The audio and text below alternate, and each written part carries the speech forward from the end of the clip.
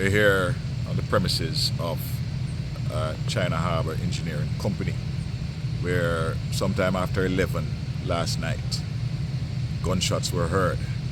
A search was conducted of the area. We have so far confirmed that 2 security officers were shot and killed at this location. One of the officers was placed in the trunk of a motor car. The other one, the body was left in some bushes. There's a 3rd security officer who is missing, and we are still on the scene with the detectives, and we're searching the area trying to identify whether or not that person is still here.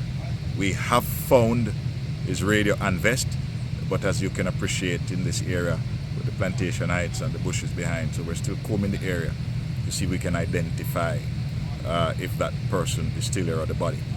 We're hopeful that we will find him alive.